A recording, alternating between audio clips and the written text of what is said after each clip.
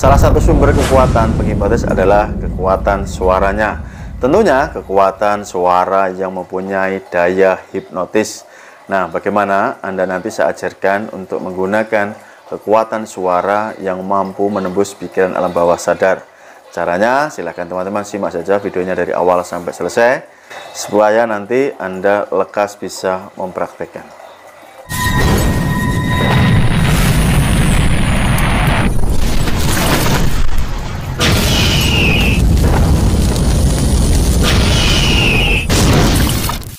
Salah satu unsur penting dan terpenting ketika Anda ingin bisa menghipnotis orang lain adalah Anda mempunyai kekuatan suara yang menghipnotis. Kekuatan suara yang menghipnotis tentu berbeda dengan suara biasa, sangat beda jauh. Nah, bagaimana Anda bisa menggunakan kekuatan suara Anda untuk mempengaruhi pikiran alam bawah sadar orang lain? Ada beberapa hal atau beberapa syarat ya, supaya Anda bisa memaksimalkan potensi suara Anda. Oke, kalau kita bicara tentang suara, ada 3 unsur yang harus terpenuhi, teman-teman. Unsur pertama adalah bunyi.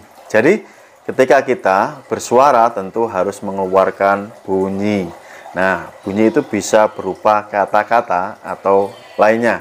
Tidak harus mengandung kata sebenarnya, tetapi bunyi ini berkaitan dengan tinggi rendahnya nada suara Anda. Seorang penghipnotis tentu paham bagaimana menggunakan kekuatan tinggi rendah nadanya ini untuk mempengaruhi alam bawah sadar orang lain. Contohnya kekuatan yang menghipnotis ya, dengan kekuatan suara yang menghipnotis dengan menggunakan nada rendah, nada deep ya, nadanya ngebas begitu ya, berat. Beda hal kalau penghipnotis menggunakan suara kecil melengking. Nah, ini justru tidak tertangkap oleh alam bawah sadar dengan baik.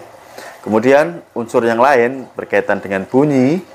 Saat penghipnotis menggunakan kata-katanya ini, artikulasinya juga harus jelas dan tepat.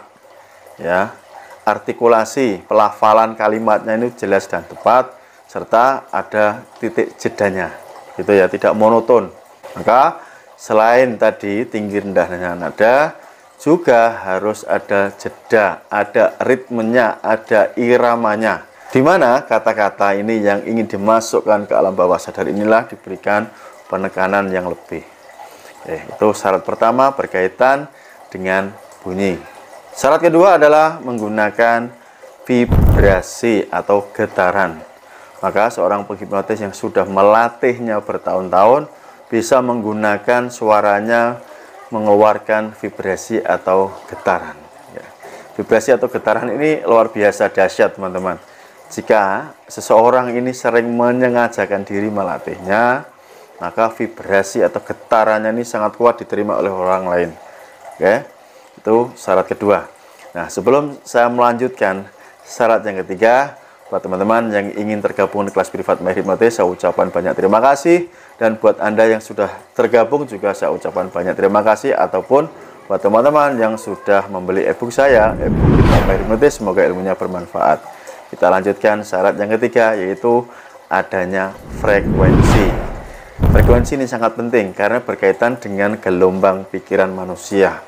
Jika syarat pertama tadi bunyinya tepat, kemudian vibrasinya kuat, kemudian dilakukan di frekuensi yang tepat, maka kata-kata seorang penghipnotis ini berkekuatan luar biasa dahsyat, langsung menembus ke bawah sadar orang lain.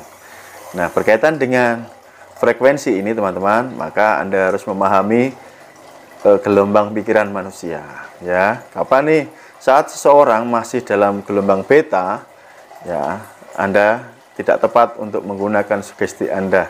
Namun, bila seseorang ini sudah dalam keadaan kondisi alfa menuju theta, nah, di sanalah frekuensi emas untuk memasukkan seluruh kekuatan suara Anda untuk mempengaruhi pikiran alam bawah sadar orang lain. Oke, demikian karena saya menganggap tidak semua penghipnotis ini mau dengan sengaja melatih kekuatan suaranya. Padahal kekuatan suara ini memegang peranan yang sangat besar dalam menghipnotis orang lain atau mempengaruhi pikiran orang lain. Terima kasih, semoga bermanfaat buat Anda semuanya. Salam hormat dari saya Mas Nuk. See you next time. Bye bye. Salam hipnosa.